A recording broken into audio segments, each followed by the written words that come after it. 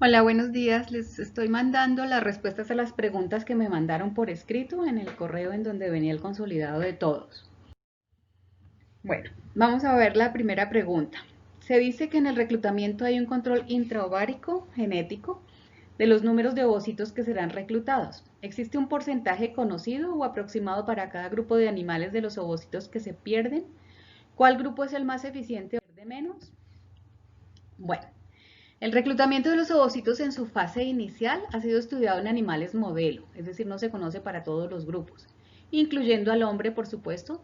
En esta figura explican el reclutamiento en peces cebra en particular. En otros peces de interés comercial se ha estudiado, pero no sus bases genéticas, sino si tienen reclutamientos cíclicos fijos o si pueden ser afectados, por ejemplo, por las condiciones ambientales en donde están los peces.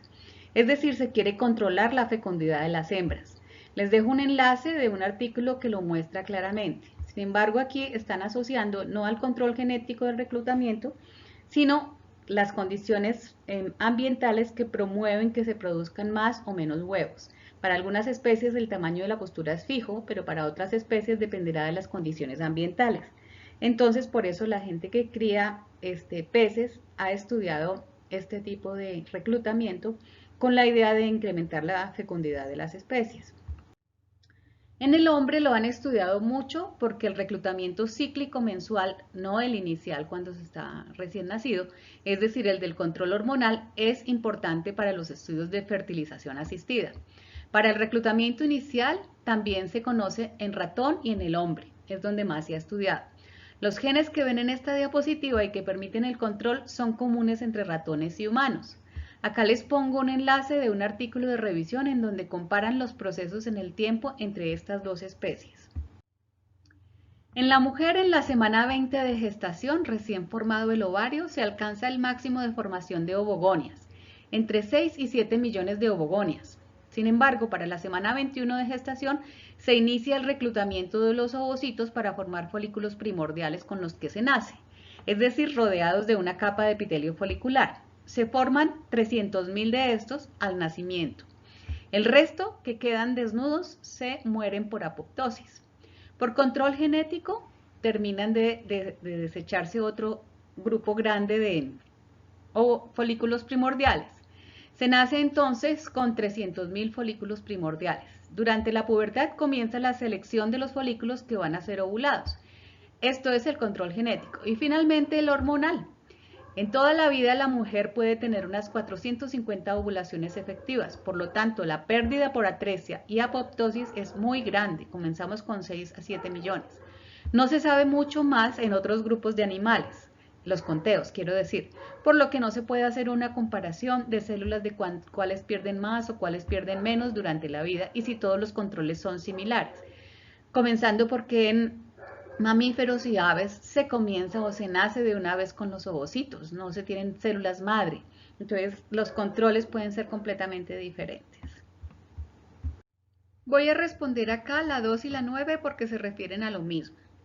Durante el crecimiento de la célula huevo, ¿cuándo se forma el cuerpo de Balbiani? ¿Qué implica tener la polaridad? ¿Qué beneficios le da al huevo? ¿Para qué específicamente sirve el cuerpo de Balbiani?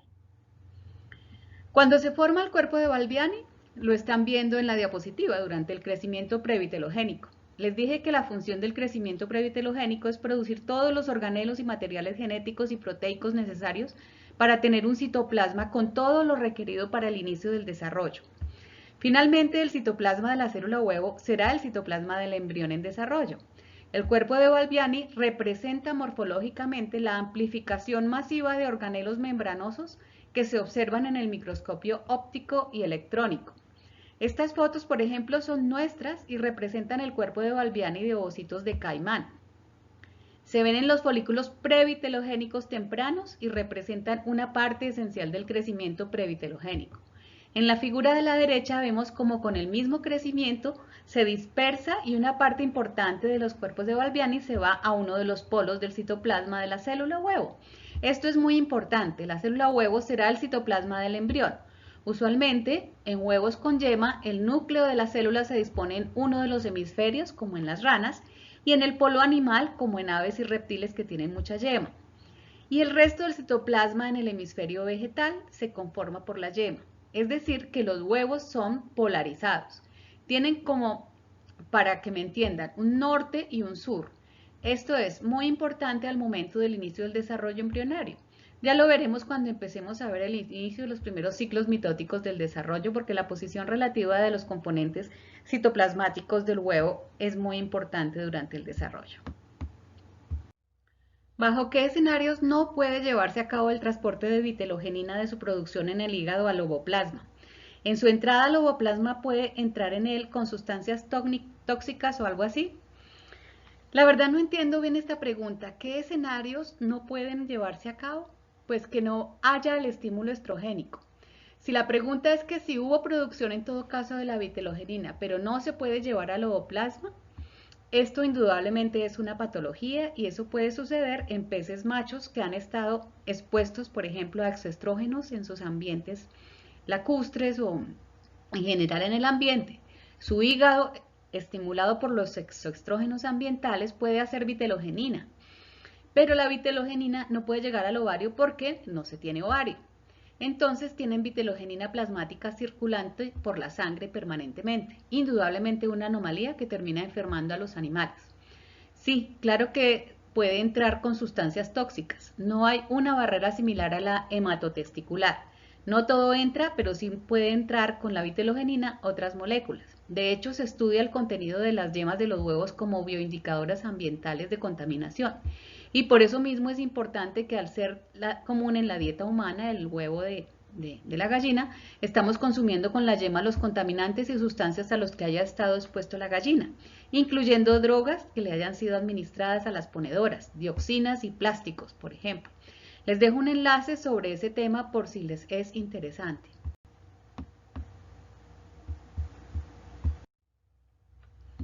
La siguiente, dentro de la oogénesis en anfibios, ¿cuál es la función de la zona radiata? La zona radiata está en todos los vertebrados, no solo en los anfibios. Es la expresión morfológica de las interdigitaciones, de las microvellosidades de la membrana plasmática del ovocito y las extensiones citoplasmáticas de las células de la granulosa. Veamos. La membrana del ovocito nunca es lisa, necesita tener microvellosidades para tener una superficie de absorción incrementada. Y las células del epitelio folicular o granulosa extienden prolongaciones citoplasmáticas hacia el ovocito formando uniones estrechas con la membrana plasmática. Esta conjunción, que se ve como una peinilla, es lo que se conoce como la zona radiata. Ojo, es diferente de la corona radiata. Esta es la zona radiata y está en las membranas plasmáticas de todos los ovocitos de todos los vertebrados, incluso en invertebrados. Y es la relación entre la membrana plasmática del ovocito y las extensiones citoplasmáticas de las células del epitelio folicular. Esta interdigitación permite este estrecho contacto entre las células del epitelio folicular y del ovocito en crecimiento. Recordemos que las células foliculares pasan también moléculas sencillas, no solo vitelogenina, a la célula en crecimiento. Esto es, azúcares, aminoácidos, etc. Moléculas para que el ovocito cree membranas, proteínas, organelos, etc. Es decir, materia prima de construcción. En mamíferos, aunque no hay tantas microvellosidades, también se observa la zona radiata, en donde se acumula la matriz extracelular especializada o zona pelúcida. ¿Cuál es la principal diferencia y función entre el polo animal y vegetal? En un huevo con mediana cantidad de yema, como el de los anfibios o los peces, se divide el huevo hemisferio animal y en hemisferio vegetal. En el hemisferio animal queda finalmente el núcleo del ovocito secundario y citoplasma con poca yema. En el hemisferio vegetal se acumula gran cantidad de yema y ribosomas que le dan a esta polaridad a la célula huevo. Esta polaridad va a ser muy importante durante la fertilización porque el espermatozoide no puede entrar por el hemisferio vegetal, solo puede hacerlo por el hemisferio animal, en donde encontrará el núcleo para hacer la fusión nuclear. Durante el desarrollo, esta polaridad también es importante porque los derivados celulares del hemisferio animal serán muy diferentes de los derivados celulares del hemisferio vegetal. Ya se está dando un destino a nivel de citoplasma a lo que va a ser el embrión. En el huevo de la gallina, por ejemplo, el citoplasma activo es muy pequeño, Ustedes pueden imaginarse cuando abren un huevo que encuentran una zona clara como de 1 a 2 milímetros. Eso ya es un embrión en blástula tardía. Es decir, que esa pequeña porción de la yema corresponde al citoplasma activo que se formó durante la ovogénesis. Estos son huevos con mucha yema y por supuesto tienen una polaridad súper acentuada. No hablamos del hemisferio, sino del polo animal, porque no es el hemisferio, solamente en el polo, porque solo una porción muy pequeña tendremos citoplasma sin yema y el núcleo de la célula huevo. Por supuesto que el espermatozoide debe entrar sí o sí por el lado donde se encuentra el núcleo. Acá en la figura está mucho más grande en proporción, pero en la foto se ve su tamaño real. En el de mamíferos también hay polaridad, aunque no haya yema. Ven ustedes que el núcleo se desplaza en uno de los extremos. Sexto, el antro folicular es conformado por agua. ¿Su función solo es expandir el folículo por presión hidrostática? No. El fluido folicular que está en el antro es principalmente agua, sí. Pero también tiene proteínas, hormonas esteroides, estradiol y progesterona mayormente, polisacáridos como el ácido hialurónico, varios metabolitos incluyendo antioxidantes. Todos producidos por las células de la granulosa, que en conjunto tienen la función de modular la maduración del ovocito de terciario a folículo de Graf e inducir finalmente la terminación de la meiosis 1, el inicio de la meiosis 2 y que se detenga en la metafase 2. Esta composición es imitada por los científicos cuando van a hacer la fertilización in vitro. Además de proveer la presión hidrostática para la ovulación, que ciertamente lo hace, su composición cambia con la maduración del folículo e incluye nutrientes para el ovocito regulando su ambiente y, como ya dije, su maduración. La citoquinesis desigual lo que hace es dar origen a células abortivas o células madre, no estoy segura. Y el ovocito funcional, como en las plantas, que hay 3 células abortivas y una funcional. Los cuerpos polares son células producto de la ovogénesis. No son células madre de nada porque simplemente van a sufrir apoptosis. No son 3 células polares, son solo 2, porque una de ellas no sufre división celular. El primer cuerpo polar usualmente no se divide, como vemos en la figura, porque sufre apoptosis, es decir, esa figura no está mostrando la realidad. El primer cuerpo polar, entonces, otra vez, no se divide, no tiene ninguna función en condiciones normales, se degrada. La citoquinesis desigual en la meiosis 1 produce una célula con prácticamente todo el ovoplasma que va a ser la célula huevo y el primer cuerpo polar que no sufre división celular.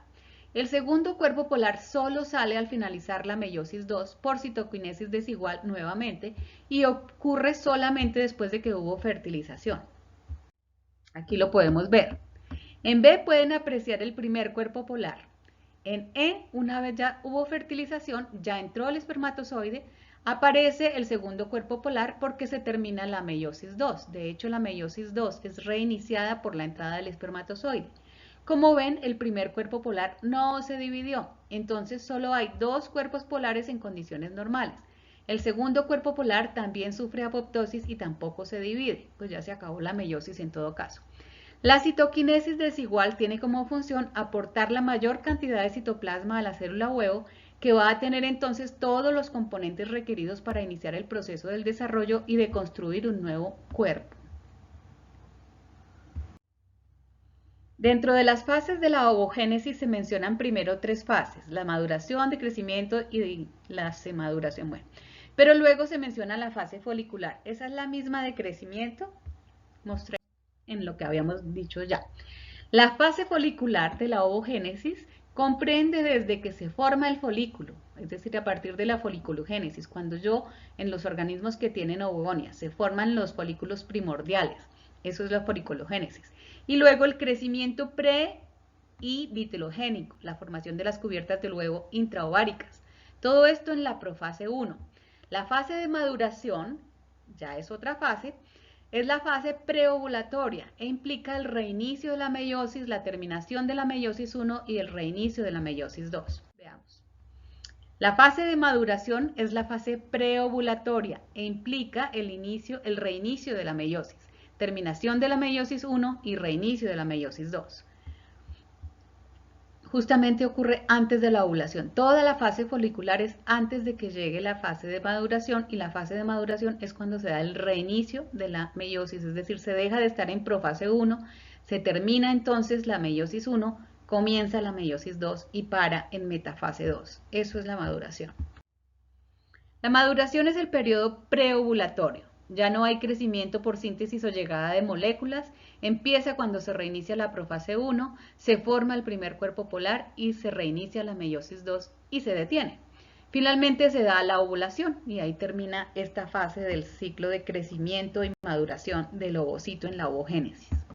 ¿Por qué la primera mitosis se detiene en profase 1? Porque el ovocito va a crecer. Si se fijan en la espermatogénesis no se detiene la meiosis 1, aunque hay los mismos procesos meióticos. El espermatozoide no debe crecer, pero la célula huevo sí. Si ustedes se dan cuenta, todo el proceso en la profase es del crecimiento pre y vitelogénico. Solo se termina la profase, se termina la meiosis 1 cuando ya va a ser ovulado el huevo. Entonces, el proceso de estancarse en la profase 1 es para permitir el crecimiento de la célula huevo por varios procesos, como ya vimos. En cuanto a la lecitotrofía y matrotrofía, los organismos ovíparos son todos lecitotróficos, pues se alimentan del vitelo del huevo.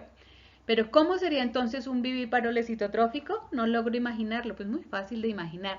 De hecho, la mayoría de los vivíparos son lecitotróficos, menos en euterios, 2 linajes de lagartijas, varios de cecilias y varios de tiburones y algunos de peces. Si se es lecitotrófico, quiere decir que todo lo que necesita el embrión en desarrollo está en la yema. Los vivíparos lecitotróficos no desarrollan un sistema de intercambio de nutrientes entre el oviducto de la madre y los embriones en desarrollo. Simplemente se incuban dentro del cuerpo de la madre, pero no toman de ella más allá de lo que ya traían los huevos en sus yemas. Veamos un ejemplo. Acá, por ejemplo, podemos ver los embriones en el oviducto de una serpiente vivípara, que ellas nunca son matrotróficas. Pueden ver en B, lo amarillo es la yema. Todo el desarrollo embrionario se da en el oviducto y los nutrientes para construir el cuerpo de las serpientes vienen solo de esta yema. No hay una placenta que pase nutrientes, solo deja pasar agua y gases.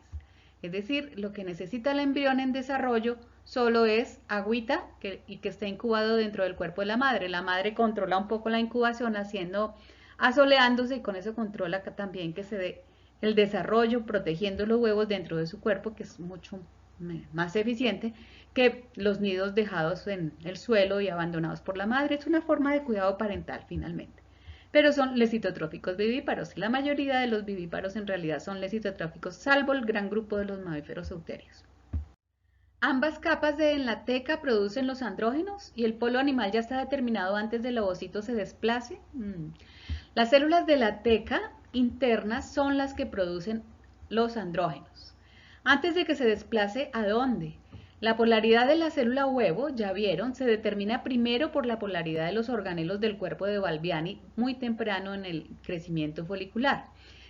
Los organelos de Balbiani se dispersan, pero unos quedan en lo que sería el polo vegetal.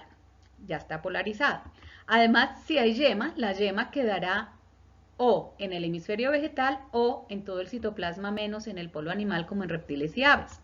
Sin embargo, también hay huevos que tienen poca yema e igual tienen polaridad por componentes citoplasmáticos que se ubican desde la profase 1 inicial.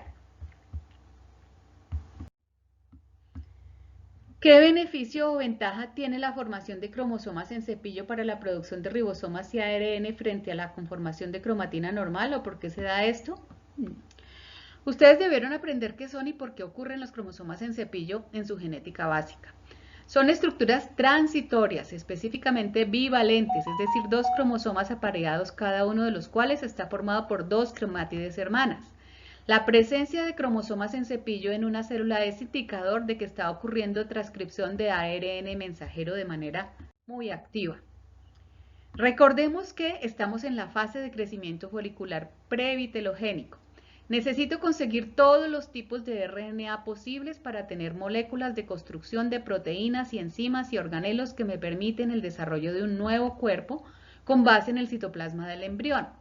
Los cromosomas en cepillo tienen una conformación de cromatina normal. Lo que tiene es múltiples bucles de transcripción simultáneamente haciendo ese proceso, transcripción. Estos rulos o bucles permiten que el ADN se halle disponible para el proceso de la transcripción. Se transcriben simultáneamente muchos RNAs, tanto mensajeros como de transcripción como ribosomales. Adicionalmente a los cromosomas en cepillo hay múltiples nucleolos para tener miles de ribosomas que serán utilizados para la síntesis proteica que se requiere cuando inicia el desarrollo. Sin todos estos componentes, la célula huevo no podría desarrollarse en un nuevo organismo. Es decir, simplemente estoy obteniendo todas las posibles moléculas del RNA, mensajero, ribosomal y de transcripción para poder tener todas las proteínas necesarias para iniciar el desarrollo. Otra vez, todo lo que hemos visto de crecimiento desigual para la célula huevo, de los cuerpos de Balbiani, de los cromosomas en cepillo, del crecimiento vitelogénico, todo esto es para que la célula huevo tenga todos los materiales de construcción para el nuevo organismo, porque muchos de los huevos simplemente son puestos en un nido y no hay ningún aporte adicional al aporte que da la yema y los componentes citoplasmáticos que se acumularon durante la ovogénesis.